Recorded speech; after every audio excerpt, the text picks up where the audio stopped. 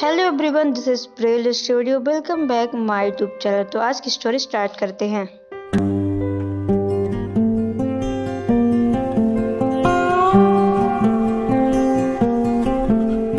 सुकेश के ऑफिस के एक सहकर्मी निशांत के विवाह की 5वीं वर्षगांठ थी।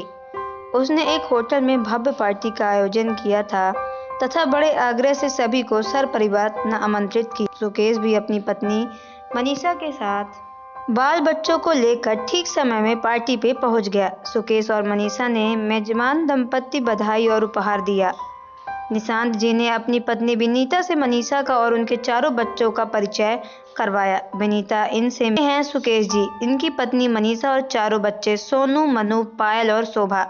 नमस्ते कहकर विनीता आश्चर्य से चारों को देखने लगी। आजकल तो हम दो हमारे दो का जमाना है, भला आज के दौर पे चार चार बच्चे कौन करता है। मनीषा विनीता के चेहरे से उनके मन भावों को समझ कर गई थी। तभी पायल ने सोमू की बाहें पकड़ी मचल कर बोली, भैया मुझे पानी पूरी खानी है, भूख लगी है, चलो ना।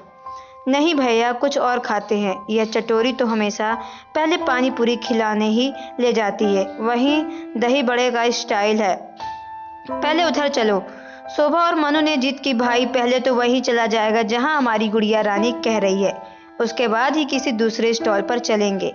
कहकर सोमू पायल का हाथ थामकर पानी पूरी के स्टॉल की तरफ बढ़ गया। मनु और शोभा के पीछे पीछे बढ़ गए।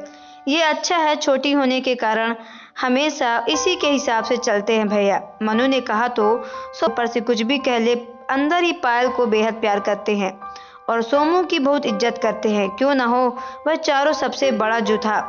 चारों वहां एक साथ जाते। मजाल है कि शोभा या मनु अपनी मर्जी से अलग नहीं चले जाए। थोड़ी देर बाद चारों अलग अलग स्टॉल पर जाकर खाने पीने का चीजों का आनंद लेने लगे और मस्ती करने लगे। सुकेश और मनीषा भी अपने अपने परिचितों से बात करने लगे। किसी काम से मनीषा महिलाओं के समूह में पास से गुजरी तो उसे कानों में विनीता की आवाज सुनाई दी। वह किसी से कह रही थी, पता है सुकेश जी और मनीषा जी के 4 बच्चे हैं। मुझे तो जानकर बड़ा आश्चर्य हुआ। आजकल के जमाने में लोग 2 बच्चे ही मुश्किल से पा सकते हैं, इन्होंने 4 कैसे लिए? और नहीं तो क्या, मैं आज भी उन लोगों के से मिली तो मुझे आश्चर्य हुआ। भाई मैं तो 2 बच्चे पालने में ही पस्त हो गई हूँ, उनकी जरूरतें, पढ़ाई लिखाई, सब कुछ। पता नहीं मनीषा जी 4 बच्चों की परवरिश किस तरह से मैनेज करती होंगी। दूसरी महिला ने दिया। मनीषा चुपचाप वहां से आगे बढ़ गई। यह तो उन्हें हर जगह सुनने को मिलता कि उनके 4 बच्चे हैं। यह जानकर हर कोई आश्चर्य प्रकट करता। अब उन्हें घर जाकर चारों बच्चों सोने चले गए। सुकेश जी जल्दी ही नींद के आगोश में समा गए, मगर मनीषा की आंखों में नींद नहीं थी। यह तो 6 साल पहले के उसके दिन को याद कर रही थी जब मनीषा के लिए सुकेश का रिश्ता आया था। हाँ, 6 साल ही तो हुए हैं मनीषा और मुकेश की शादी के 6 साल पहले वह दौर कितना कठिन था। मनीष को बड़ी घबराहट हो रही थी। पिछले कई दिनों से वह अपने निर्णय को लेकर असमंजस की स्थिति में जा रही थी। मनीषा का निर्णय अर्थात विवाह का निर्णय, अपने विवाह को लेकर वह उपाहो पड़ी हुई थी, घबरा रही थी। क्या होगा, नए घर में सबको स्वीकारेंगे या नए विवाह को लेकर हर लड़की के मन में न जाने कितनी तरह की चिंताएं और घबराहट होती हैं। स्वाभाविक भी है, जन्म के चित परिवेश और लोगों के बीच में अचानक ही वह ये सर्वथा परिचित परिवेश के लोगों में एक नई जमीन पर रोप दी जाती है। अब इस नई जमीन की मिट्टी से परिचय बढ़ाकर इसके अपने नए रिश्ते को प्रगाढ़ को कर रहा है। अपनी नई जड़ें जमाकर फलना फूलना, नए नाजुक सी बेल को अचानक से रतेली कठोर भूमि पर उगा दिया जाए। लेकिन मनीषा की घबराहट अन्य लड़कियों से अलग थी। नई जमीन पर रोपे जाने का अनुभव वह पहले भी देख चुकी थी। उस जमीन पर अपनी जड़ें जमाकर खूब पत्नीवित होकर नाजुक बेल में एक परिपक्व लता कुंज में परिवर्तित भी हो चुकी थी। लेकिन अचानक भी एक आंधी ने उसे वहां से उखाड़ दिया और उसकी जड़ों में छत बिछत करके उसकी जमीन में उस तरह छीन ली। 2 वर्ष पहले मात्र 43 वर्ष की आयु में मनीषा पति की हृदय गति रुक जाने से आकस्मिक मृत्यु हो गई थी। कौन सोच सकता कि प्रात में पत्नी और बच्चों के साथ खुलकर हंसी मजाक करके सोने वाली व्यक्ति फिर भी कभी उठ नहीं पाएगा। इतना खुशमिजाज जिंदा दिल इंसान का तनाव कैसा मोह लेता है। लेकिन क्या पता था कि उसका खुद का खुद दिल इतना कम उम्र में उसका साथ छोड़ देगा। मनीषा तो बुरी तरह से टूट पड़ी थी। 18 सालों का साथ उन्हें 2 प्यारे बच्चे थे, तनीश की निशानी पायल और मनु तो मात्र 16 साल का हुआ था और पायल भी अपने पिता की अत्यंत लाडली बस 12 साल की थी। सबसे बुरा हाल तो पायल का ही हुआ था। एक खुशहाल परिवार एक ही झटके में तहस नहस हो गया था।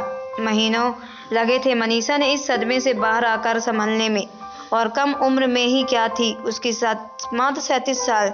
वह तो उसके माता पिता ने अपनी कलेजा मजबूत करके उसके साथ तोहना देकर इतने बड़े दुख से उभरने में उसकी मदद की। पायल और मनु के कोमलाए चेहरे देखकर मनीषा सोचा था कि अब ये दोनों उसका जीवन है, अब इनके लिए उसे मजबूत छत बनानी है। साल भर से ही वह काफी कुछ स्थिर हो रही थी। जीवन आगे बढ़ रहा था। मनु मेडिकल में प्रवेश परीक्षा की तैयारी कर रहा था।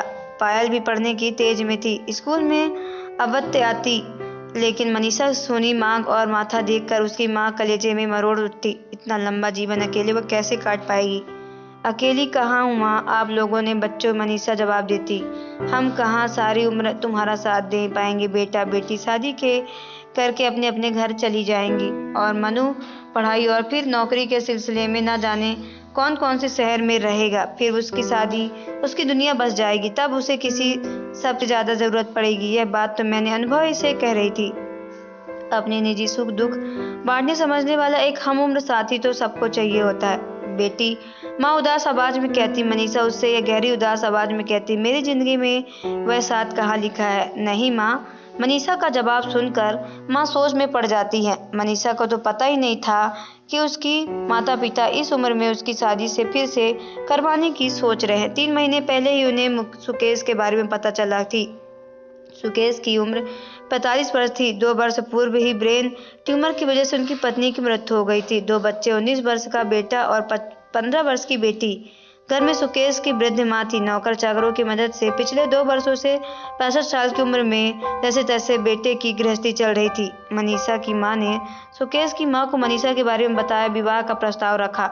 सुकेश की माँ ने संघर्ष उसे स्वीकार कर लिया। वयस्क होती बेटी को माँ की जरूरत का हवाला दे रहा था। अपने बुढ़ापे का ख्याल रखने के उन्होंने सुकेश को विवाह के लिए मना लिया। और बूढ़ी माँ, आखिर कब तक मेरी गृहस्थी को गाड़ी खींच पाऊंगी? और फिर भी कुछ सालों बाद तेरे बच्चों का ब्याह होगा, कौन करेगा वह सब भाग दौड़? उन पर जाने के बाद तेरा ध्यान रखने और सुख दुख बांटने को भी कोई चाहिए। तभी अपनी माँ इस बात पर सुकेश निरंतर हो गए, और वही सब बातें दोबारा और मनीषा दोहराने लगे। जैसे तैसे उसे विवाह के लिए तैयार करवा लिए। बेटी, अकेलेपन बांटने कोई नहीं आता। यह तो मत सोच कि लोग क्या कहेंगे। लोग तो अच्छे बुरे समय पर बस बोलते आते हैं, साथ देने के लिए आगे कोई नहीं आता। अपना बोझ आदमी को खुद ही ढोना पड़ता है। सुकेश अच्छा इंसान, वह भी अपने जीवन में एक त्रासदी हो सह चुका है। मुझे पूरा विश्वास है कि तेरा दुख समझकर तुझे संभाल लेगा। तुम दोनों एक दूसरे को सहारा बन सकोगे। मनीषा ने भी माँ के सड़कों में ये सब निरंतर पुनर्विवाह के लिए मानव स्वीकृति दे दी। वैसे भी वह अपनी जगह से माता पिता को अधिक सुख नहीं देना चाहती थी, लेकिन तब से वह मन ही मन ऊहापोह में जी रही थी। सवाल उसका ये सुकेश के आपस में सामंजस्य निभाने का नहीं था। सवाल 4 वयस्क होते बच्चों के आपस में तालमेल बिठाने का था। वे आपस में एक दूसरे को अपने परिवार का अंश मानकर एक घर में मिलजुल कर रह पाएंगे। सुकेश और मनीषा अपना अपना मान पाएंगे। यही सारे सवाल कई दिनों से मनीषा के मन में 24 घंटे उमड़ते घुमड़ते रहते। जैसे जैसे विवाह के दिन नियत दिन पास आता जा रहा था, ये सवाल उसके मन में विकराल रूप से धारण करते जा रहे थे। मनीषा अभी इन सवालों में उलझी बैठी थी कि माँ ने उसके कमरे में आकर सुकेश की माँ के आने की खबर दी। मनीषा पलंग में उठकर बाहर जाने के लिए खड़ी हुई कि सुकेश की माँ स्वयं ही उसके कमरे में चली आई। उसके साथ 14-15 साल की एक प्यारी सी लड़की भी थी। मनीषा को समझते देर न लगी कि वह सुकेश की बेटी शोभा है। मनीषा ने उठकर सुकेश की माँ को प्रणाम किया। उन्होंने प्यार से उसके सिर पर हाथ फेरा और कहा, मैं समझती हूँ मनीषा बेटा, इस समय तुम्हारी मनोस्थिति कैसी होगी। मन में अनेक सवाल घुमड़ रहे होंगे, स्वाभाविक भी है। बस इतना ही कहना चाहूंगी कि मैं अपने मन के सारे संशय दूर करके यह नए विश्वास और पूर्ण सहजता के नए जीवन में प्रवेश करो। हम सब अपनी अपनी जगह परिस्थिति और नियति के हाथों मजबूर होकर अधूरे भी रह गए हैं। हम एक दूसरे को पूरा करके एक संपूर्ण परिवार का गठन करना है। इसके लिए हम सबको ही प्रयत्न करना होगा। मेरा विश्वास है कि इसमें हम सफल जरूर होंगे। आज मैं अपनी ओर से पहली कड़ी जोड़ने आई हूँ। एक बेटी को उसकी माँ से मिलाने आई हूँ। और शोभा, मिलो अपनी माँ से, कहकर उन्होंने शोभा का हाथ मनीषा के हाथ में दे दिया। शोभा सकजुआ कर सहमी हुई मनीषा की बगल में बैठ गई। तो मनीषा ने खींचकर उसे गले लगा लिया। माँ का स्नेह की तरस रही शोभा मनीषा के सीने में मुंह छिपा लिया। दोनों के प्रेम की उष्मा ने संशय से सवालों का बहुत ही सोच पूछ दिया। अब आगे की कड़ियां हम माँ बेटी मिलकर जोड़ लेंगे, सुकेश की माँ ने कहा। तो पहली बार मनीषा को लगा कि उसके मन में पड़े हुए बोझ की माँ जी ने कितनी आसानी से उतार दिया। जल्द ही एक सादे समारोह मनीषा में सुकेश का विवाह हो गया। मनीषा का मन एक पचा खुचा भय संशय से तब पूरी तरह से दूर हो गया जब सुकेश ने मिलने वाले पितृवत स्नेह की छत्र माया से उसने पायल को तनीष के जाने के बाद पहली बार खुलकर हंसते देखा। अपने बच्चों को लेकर मनीषा थोड़ी असहज रहती, मगर सुकेश ने पहले दिन ही मनु और पायल के साथ एकदम सहज पितृवत से स्नेहपूर्ण व्यवहार किया। सुकेश बहुत परिपक्व और सुलझे हुए इंसान थे और माजी भी। घर में उन दोनों में इतना सहज और अनौपचारिक अपनेपन वातावरण बनाए रखा कि मनीषा को अलग ही नहीं लगा। वह बाहर से आई है। सुकेश का बेटा सोमू और मनु भी जल्दी ही आपस में घुल मिल गए। कुछ ही दिनों में मनीषा को लगने लगा कि जैसे वह उसका अन्य जन्मांतर का परिवार है। मनीषा के माता पिता भी अपने नए परिवार में खुशी से सुवासना देखकर संतुष्ट थे, जिनका पंख लगा उड़ते गए। सुकेश का साथ पाकर मनीषा के मन की मुरझाई लता फिर से हरी हो गई। ऐसा नहीं कि मनीषा ने तनीष की और सुकेश को अपनी पत्नी की याद नहीं आती थी, लेकिन उन दोनों की याद में वो लोग सुखद रूप से लेते थे। उस दुख को उन्होंने वर्तमान पर कभी हावी नहीं होने दिया। उनकी याद में रोने के बजाय वह उनके साथ बिताए सुखद पलों को एक दूसरे के साथ बांटते थे। सोचते सोचते मनीषा गहरी नींद में खो गई।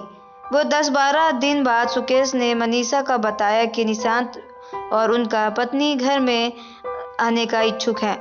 मनीषा उनके आने के पीछे मनसा समझ गई थी। उसने मुकेश को कह दिया कि वो उन्हें रात को खाने पर सपरिवार निमंत्रित कर दे। 2 दिन बाद ही निशांत अपनी पत्नी और दोनों बच्चों को लेकर डिनर के लिए आ गए। विनीता मनीषा को हेल्प करवाने के लिए किचन में आ गई और मनीषा की बातें करने लगी।